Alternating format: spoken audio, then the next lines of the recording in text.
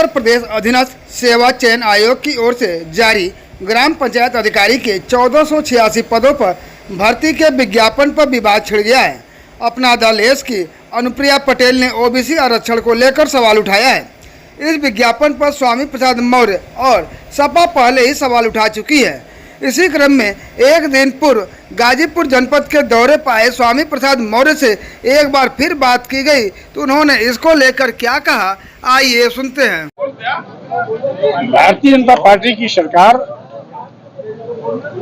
एक सुनियोजित साजिश के तहत लगातार भारतीय संविधान प्रदत्त आरक्षण की व्यवस्था को ध्वस्त करने में लगी हुई है और उसी का नतीजा है कि आज अनुसूचित जात, अनुसूचित जनजाति और पिछड़ों का आरक्षण भाजपा सरकार निरंतर शून्य करती जा रही है। ये अपने आप में एक बहुत गंभीर मामला है कि संविधान की कसम खाकर संवैधानिक पदों पर बैठे हुए लोग जब संविधान का सम्मान नहीं करेंगे तो स्वाभाविक रूप से देश गर्त में जाने का रास्ता प्रशस्त कर रहे हैं लोग। और आज हिंदू कह करके दलितों, आदिवासियों, पिछड़ों का वोट तो लेते हैं, लेकिन सत्ता में आने के बाद दलितों, आदिवासियों और पिछड़ों का आरक्षण का गला घोट रहे हैं, जो बहुत ही दुर्भाग्यपूर्ण है। दिल्ली में अधिकारियों के ट्रांसफर पोस्टिंग को लेकर अधिकारियों को आदेश जारी किया गया है, उस पर राजनीति चल रही है। इसको लेकर अखिलेश यादव जी ने ट्वीट भी किया है। देखिए, कुल मिलाकर के केंद्र सरकार का ये हिटलरशाही रवैया है। लोकतंत्र में लोकतांत्रिक तरीके से चुनी हुई सरकारों को सरकार चलाने का पूरा अधिकार है। उसमें दखल देने का काम यदि कोई करता है तो लोकतंत्र की हत्या करना जैसा है। जी, कर्नाटका में जिस तरह शपथ ग्रहण हुआ और अखिलेश यादव जी का जो है मंच से गायब रहना, किस तरह की राजनीति, उसको पर क्या कहेंगे? श्री अखिलेश यादव जी की बड़ी मां दादी कल ही एक्सपायर हो गई थी। अंत्येष्टि कार्यक्रम में व्यस्त होने के नाते कर्नाटक जाने का कार्यक्रम उनका निरस्त हुआ था।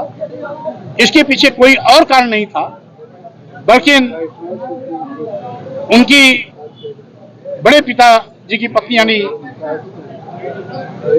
नेताजी के बड़े भाई की पत्नी यानी बड़ी के एक्सपायर होने के नाते उनका कार्यक्रम अस्वीकृत किया गया। अगर बात किया जाए ओम प्रकाश राजभर की, वो लगातार कहते रहते हैं कि ओम प्रकाश अखिलेश यादव के आसपास जितने लोग हैं वो दगे कारतूस हैं।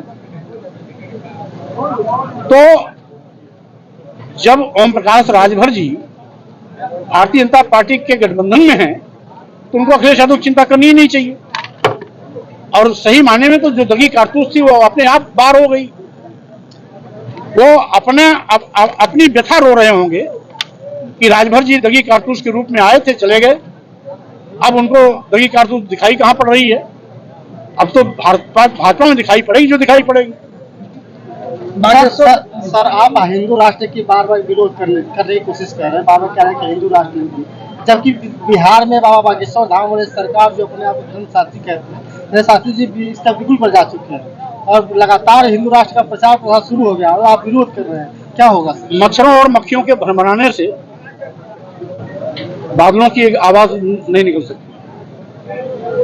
मक्कार खाने में तूती की आवाज बाबा जैसे एक नहीं 1000 लोग इस तरह से बोलेंगे तो देश की जनता उसका संज्ञान नहीं लेगी। देश भारतीय संविधान से चलेगा, किसी बाबा के बयान से नहीं चलेगा। आज लगभग 25 दिन दिल्ली में हो गए, हमें जो भारतीय महिलाएं हैं, जो महिला रेस्लर लगातार धरना दे रही है। बीजेपी के लोग जाकर के बाबा का दर्शन कर रहे हैं, अभी तक लोग कोई नहीं पहुंचा, अभी तक न्याय नहीं मिल पा रहा है, क्या होगा? भारतीय जनता पार्टी की सरकार लोकतंत्र को लगातार कुचलने की कोशिश में लगी है।